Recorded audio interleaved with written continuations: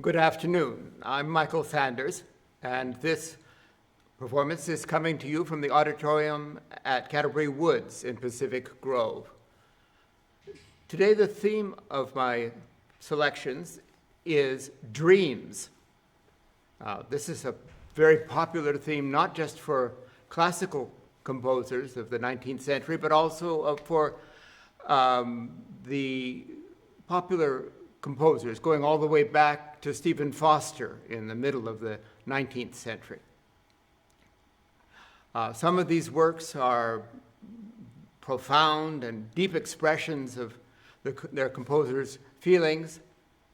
I don't think anybody would accuse my first selection of being overly profound.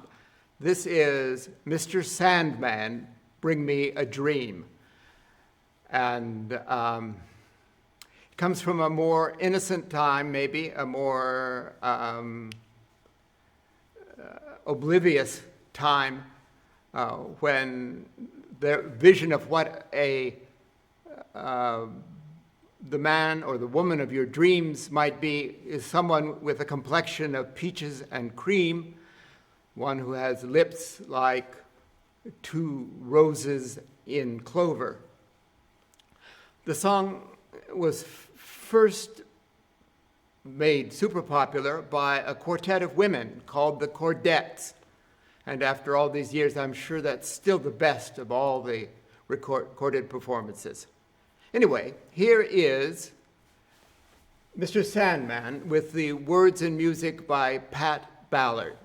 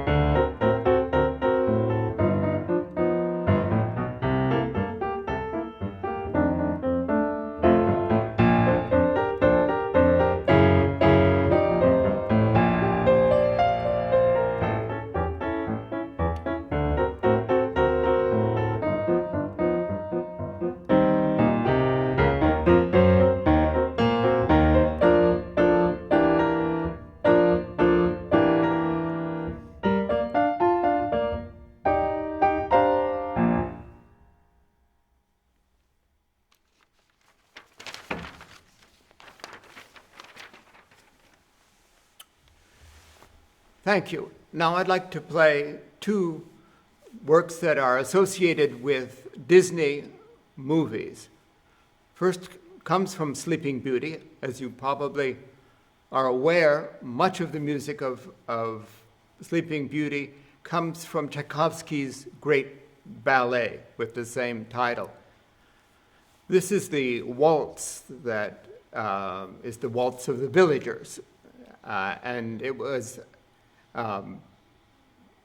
set to excellent words by a group of Disney staff. The words are Once Upon a Dream. So here in Tchaikovsky's own original version is the waltz from Sleeping Beauty, Once Upon a Dream.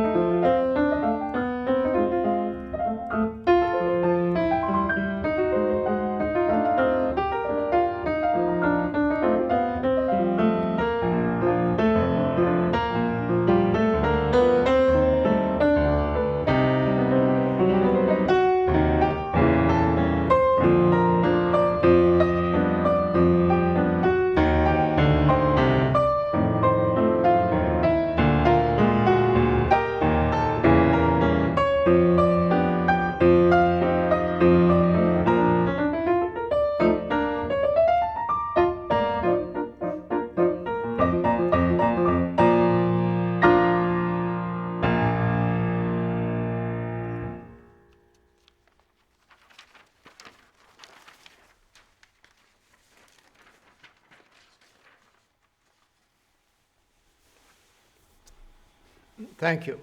And the other Disney work comes from Cinderella. Cinderella sings these words to the animal assistants as she's getting dressed and adorned. And the words she sings are, "A dream is a wish your heart makes." The composers of this wonderful song are Mac David, Al Hoffman, and Jerry Livingston. And the arrangement is by Brent Edstrom, one of several for this afternoon's program.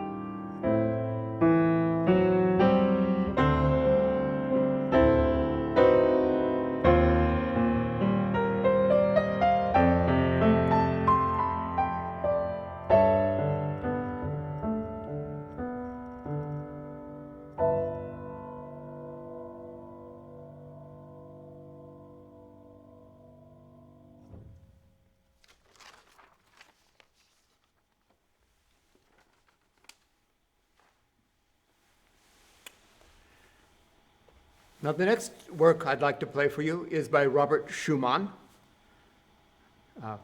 Robert Schumann wrote quite a number of pieces connected with dreaming. In fact, he had two personalities that appeared both in his music and in his literary and musical criticism. One was Eusebius, the dreamer, and the other one was Florestan, who was the man of action, of impulse, and of energy. His Opus 12 is a set of 8 fantasy pieces, and these pieces generally alternately reflect one or the other of those two personalities. I think in the work I'm going to play for you, both of those personalities are combined. The piece is called Traumsviren. Traum is dream, but Viren is harder to translate. Some of the different attempts at translating it are this. Most common probably is dream visions, but that's kind of vanilla. Some other possibilities are restless dreams or confusions of a dream. My favorite of the translations is dream tangles. But however you translate it, it is dreams in a kind of happy confusion. So here is Traumsviren, number 7 from the Opus 12 fantasy pieces of Robert Schumann.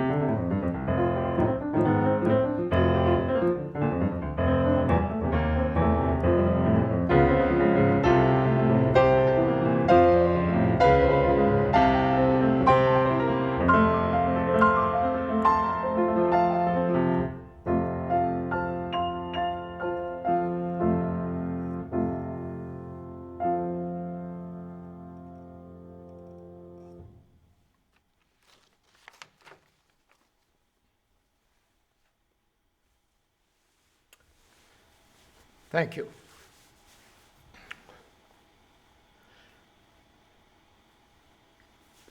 In the earlier years of the 19th century in America, families were, for the first time, having little extra money. There was a middle class developing that for once could afford to have a guitar or a banjo or perhaps a flute in the household, or even possibly a piano. And for the first time, people in America were writing what was called parlor music. Now, the greatest of all the parlor music composers was Stephen Foster. Foster was the first man in America to try to make a full-time living as a composer. And he managed to do that, though it wasn't easy. He was married to a woman named Jane. And after Jane was married, she was not happy. She was used to living in a home with more servants. She was used to moving in a higher class of society. And very unusually for the 19th century in America, Stephen and Jane ended up living apart. And while they were apart, Stephen Foster wrote this, perhaps one of his very best songs, the song, "I Dream of Jeannie with the Light Brown Hair." Written about Jane. They never did reconcile, and when he died only 4 years later, very young, they were still living apart. In any case, here is Jeannie with the Light Brown Hair by Stephen Foster.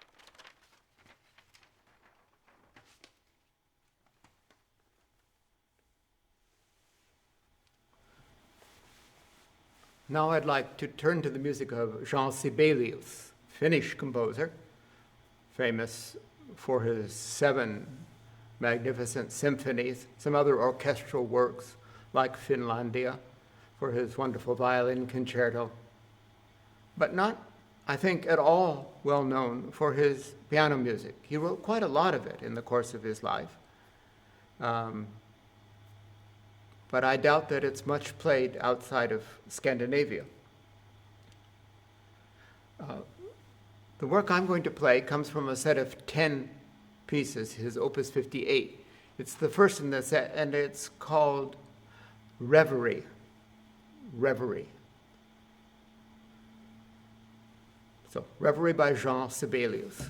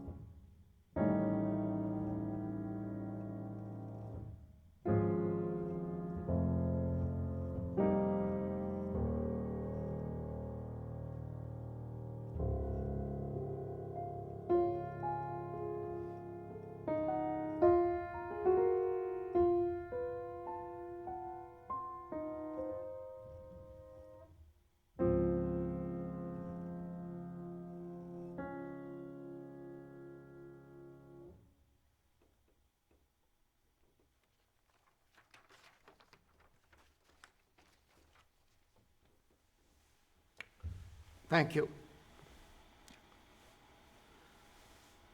Years and years ago, in my misspent youth, I was a rehearsal pianist for a production of Man of La Mancha in a college production. The director of that production was the dean of the theatrical school. And I think now, as I look back, that he must have been pretty much certifiably insane.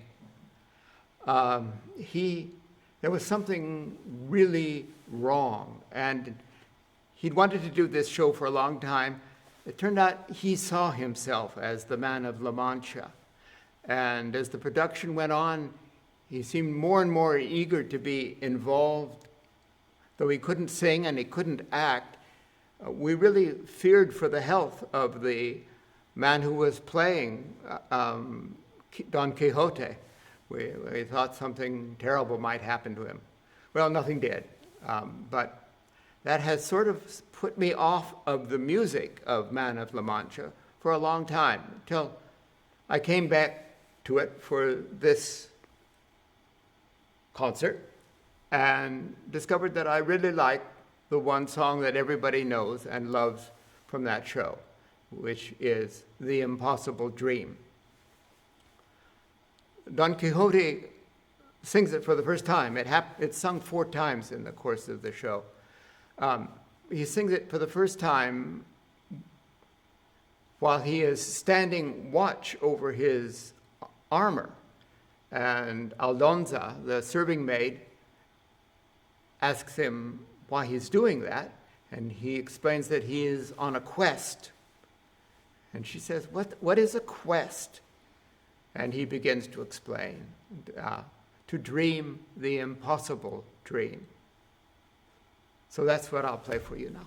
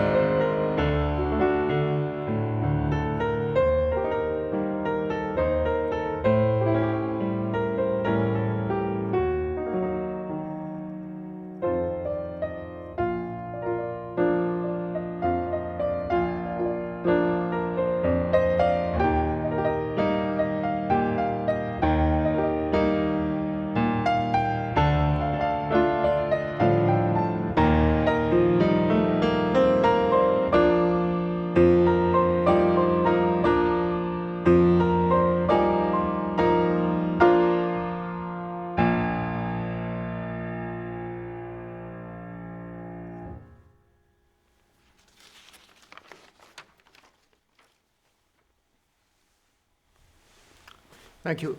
Now I'd like to play another reverie. There was a popular song in America written in 1938 called My Reverie, but in fact it was just stolen from Debussy. Debussy wrote a piece early in his career called Reverie, one of his best, I think, of the early piano pieces. And that is the version that I'd like to share with you now. This is Reverie by Claude Debussy. from 1890.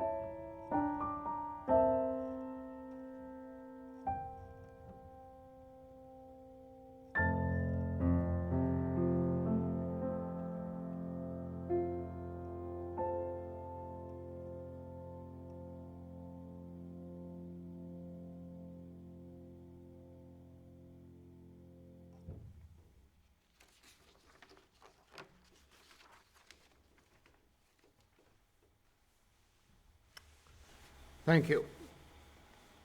Now I'd like to play another work by an American composer, almost an exact contemporary of Stephen Foster.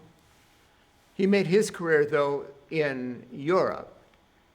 He came from a mixed cultural and racial background in New Orleans, went almost immediately to France, to Paris, where he became good friends with people like Chopin and Liszt. He's said to have been a great virtuoso. Certainly, a lot of his music is rather difficult. He's also a composer. He wrote music that reflected his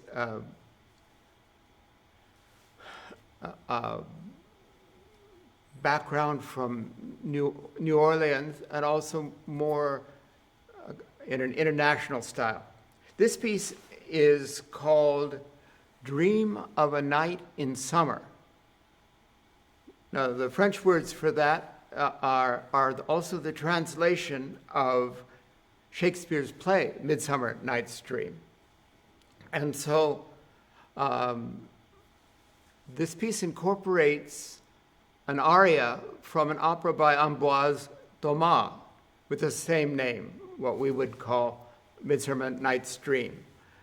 The aria is It's a Dream, and the opera itself, rather preposterous story. It involves Queen Elizabeth I and Shakespeare and Falstaff. And somehow Queen Elizabeth discovers Shakespeare drunk in a pub, and she, with the help of Falstaff, manages to sober him up and orders him to write a play. And apparently the play that he writes is Midsummer Night's Dream. Well, whatever we may think of that as a story, that doesn't affect that the aria this is based on is quite lovely. And so is music that was written by our composer, Leo Gottschalk.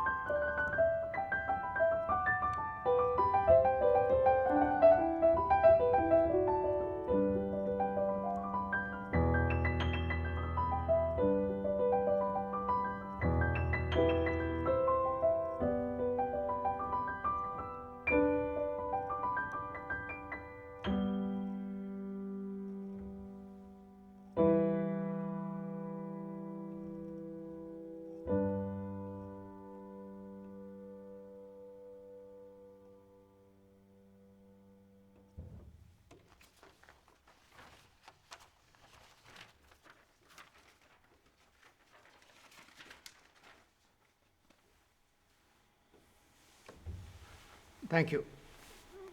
One of the pleasures of preparing programs like this is the chance to go back and listen to some of the great performances of popular songs from the past. The next piece I'd like to play is Dream a Little Dream of Me. It's written by a bunch of people, Gus Kahn, Wilbur Schwant, and Fabian Andre. And it's been sung by many different singers. But one of the best performances is by a very steamy performance by Doris Day. And I like the comment that one listener wrote on a posting of that performance to YouTube. This is the entire comment. He wrote, "Slow dancing with your girl in the kitchen while the spaghetti sauce is cooking." I don't think there's anything to add to that. Here is Dream a Little Dream of Me.